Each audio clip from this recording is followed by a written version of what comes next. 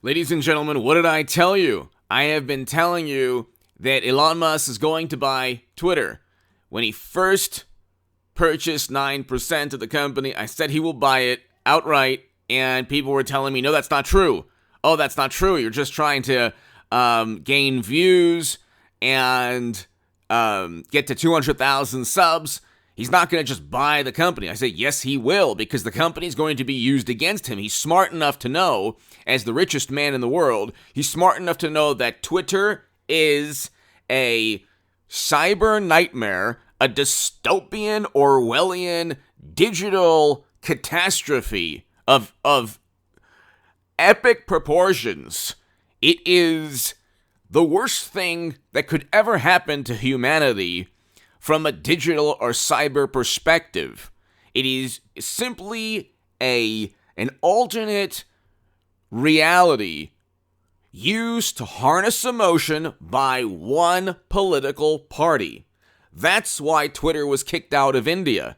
And I have a great deal of respect for Narendra Modi and the Indian government for kicking Twitter out of India for a moment, or stating that they're suspending Twitter, threatening to kick the company out of India if it did not abide by the country's laws, which was not to side with a political party. And so India did the absolute right thing. In this country, the United States of America, Democrats control social media algorithms, not just for Twitter, for Facebook, and every other platform.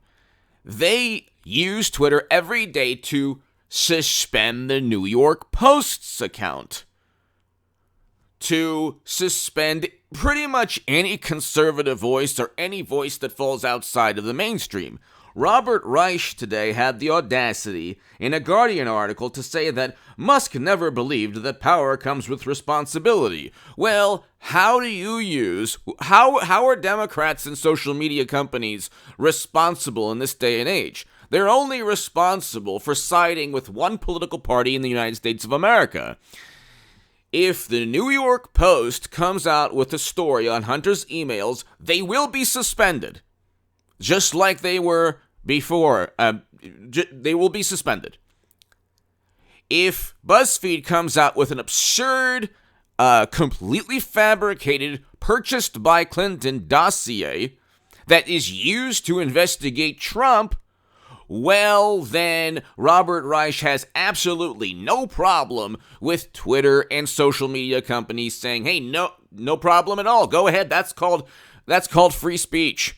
The Steele dossier, if it harms and disparages and demeans and undermines Trump's chances or harms Trump politically, is absolutely fine according to social media algorithms. Robert Reich wouldn't say, or wonderful economists on the left, or pundits, or liberal Democrats, morally superior, highly educated, wouldn't say that the Steele dossier, or any other absurd story, Trump clearing Lafayette Square, he did not clear the square, that was a story that was false. Trump Jr. getting information about impending emails, DNC emails, that didn't happen. A lot of things that harmed President, most stories were not accurate, either lies by omission, not accurate, or completely false and fabricated. They were never against social media algorithms. If a story was against the Democratic Party, it was, like Hunter's emails, it was against social media algorithms. If there's a pundit that falls outside of the mainstream, it could be a highly renowned expert, that person will be suspended. If they're outside of the mainstream, a fabricated consensus, and part of the fabricated consensus in our society is Twitter, which Elon Musk will fall out of the fabricated consensus on a number of topics, and Twitter will eventually be used against the richest man on the planet. So he's buying it for $43 billion. Like I said he would. Hit subscribe to this channel right now. Why do you watch this channel? Because I have the pulse of what's going on, or I'm 100% right in what I tell you.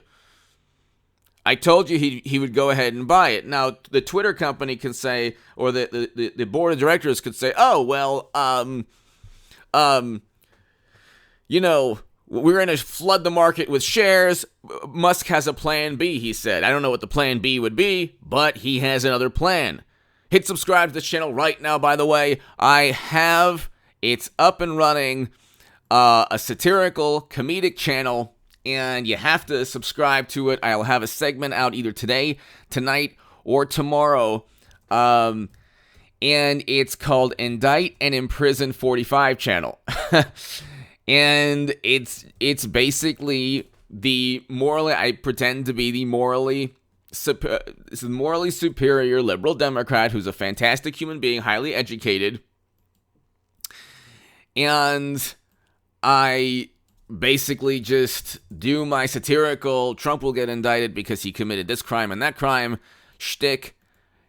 But the routine is going to be just wonderful. Sometimes I do it on this channel. People don't understand. So it's called Indict and Imprison 45. The link is below in the pinned comment. Okay? Because you have tens of millions of highly educated, morally superior liberal Democrats who are on Twitter, and Twitter has warped their beautiful brains. They truly believe that Trump committed the crimes that Madam Secretary or Hunter or Joe or James, all of those people did. No.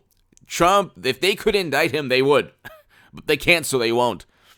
And so that channel is like me basically reading from, Jennifer Rubin of the Washington Post or, any other wonderful publication and actually believing it. So it's pure satire and comedy. Wonderful, wonderful Washington Post journalists and New York Times journalists, and I'll read from them.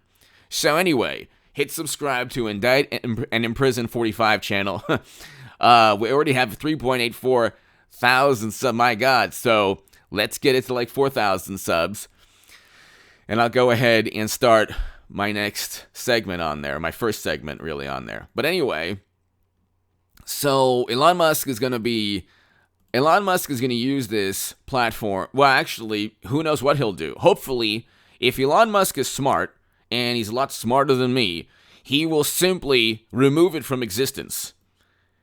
And people will go back to actually reading columnists or reading newspapers or reading publications or watching cable stations without the added emotional and psychological push or without Twitter emphasizing everything horrible for Trump or Republicans and lying by omission or covering up or sweeping anything detrimental to Democrats under the rug.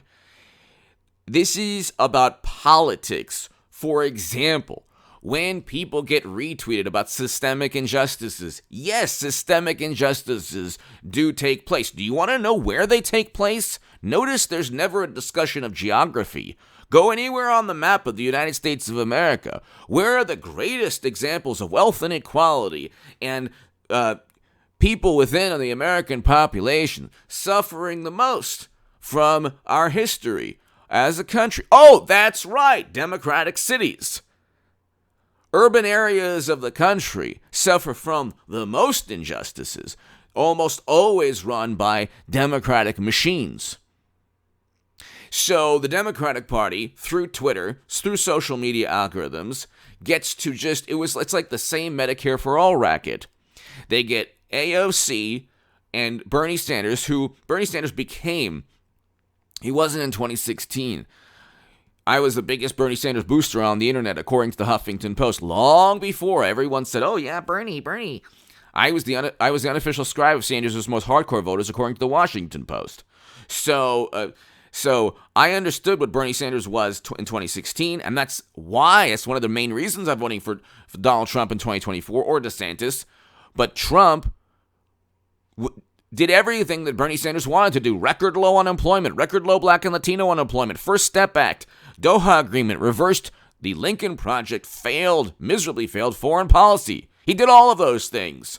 Abraham Accords, moved the embassy to Jerusalem, signed an executive order combating anti-Semitism, but all you get is retweets about how Trump is an authoritarian and tyrant. It is a way, Twitter is a way to harness emotion. It is a way to harness negative emotion. It's a way to fabricate passion and energy and enthusiasm. They already cheated Bernie Sanders. The Democrats, when they cheated Bernie Sanders in 2016, said, we will never allow enthusiasm over a policy to dictate or to decide the fate of our political party. Because once that happens, we're done. So the enthusiasm and passion and energy is a fabricated, contrived thing now for the Democratic Party. It's done through Twitter. They live on Twitter. It is the Democratic Party. Without Jimmy Kimmel, Twitter, social media algorithms, all of Hollywood, all of the music industry, mainly Hollywood, you don't have the Democratic Party because they don't believe in their policies, quote unquote, that cause record highs in inflation. And we're heading into a recession. All of these, and I predicted that we're gonna get into unfortunately, the stock market crash that I've been saying is going to happen. And read that Federalist article below in the pinned comment. But you look, they've jettisoned combating climate change for pumping as much fuel into the economy as possible because Biden and Democrats, President Mashed Potato Brains, miscalculated. He came in saying, oh yeah, let's waive sanctions on Nord Stream 2 and let's deny President Zelensky's request to join the North Atlantic Treaty Organization. And then a year and a half or so, we'll witness the worst geopolitical nightmare on the planet. And that's another way of Twitter does. I mean, you look at Twitter like it's just, I'm for the current thing. You're getting people to truly believe. Now you have Adam Kinzinger wearing the Red Dawn shirt, Wolverines. Are you serious? These people, this is a cyber reality that makes morally superior liberal Democrats, highly educated. You know the whole the fable, mirror, mirror on the wall, who's the fairest of them all? When morally superior liberal Democrats, highly educated, always wonderful, look into the mirror, they say, oh, we're fighting for justice and truth, and we're against Trump's bigotry. And they truly believe that the world that they've created with record highs in inflation, recession, geopolitical nightmares, and they say, well, it's happening everywhere. Yeah. What leaders around the world accepted multinational organizations, the advice of multinational organizations, tank their economies? Who gleefully ended the economy under Trump? Gleefully pushed to end the economy. Liberal Democrats, experts, media. It's too soon. Trump says he wants to open up. Too soon, too soon, too soon. Well, Biden continued the nonsense. And then he said, oh, build back better. We have to save the planet. And he made it difficult for oil and gas companies to operate. And gee, what do you think happens? Oh, that's right. Gas goes up in price. And nothing's his fault. And so Twitter shields morally superior, highly educated liberal Democrats, wonderful, wonderful people, from reality. They get retweeted into oblivion. They get retweeted into a fantasy world that says, Joe Rogan is hurting people, and this doctor, or this expert, or this politician, or this pundit, oh, we can't have that, because then people will believe bad things, and then do bad things, or then not live. Democracy's at stake. They cheat Bernie Sanders. They said that Clinton would win. I told you years back, Clinton would lose.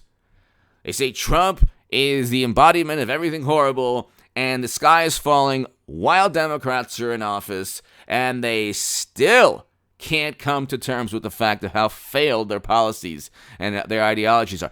They do it on the left.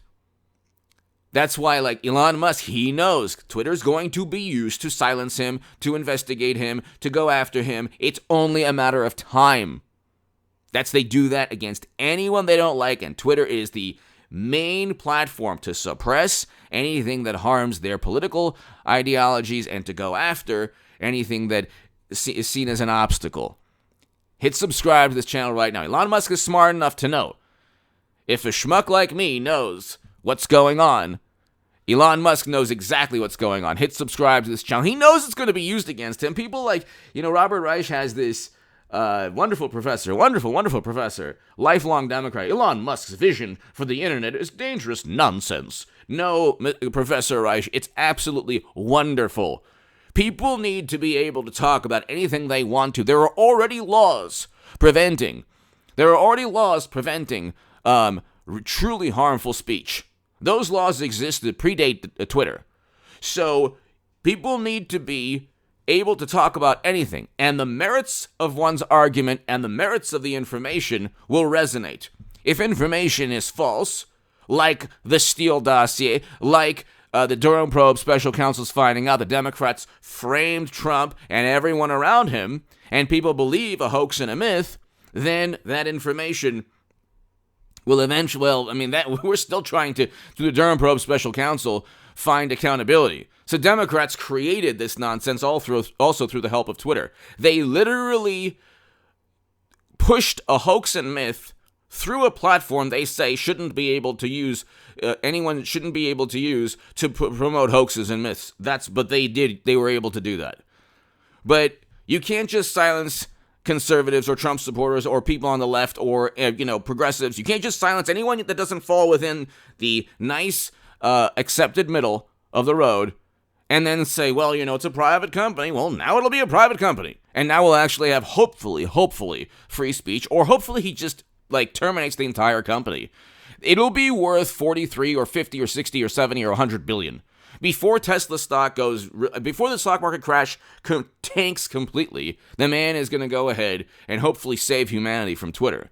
It's an echo chamber for wonderful, highly educated liberal Democrats who are literally always wrong on everything, from the economy to inflation to economic growth to geopolitical nightmares to Trump working with Russia to Clinton winning in a landslide to Bernie Sanders being cheated. They're wrong on everything. Literally everything. Combating climate change and then skyrocketing fossil fuels. They're wrong on everything.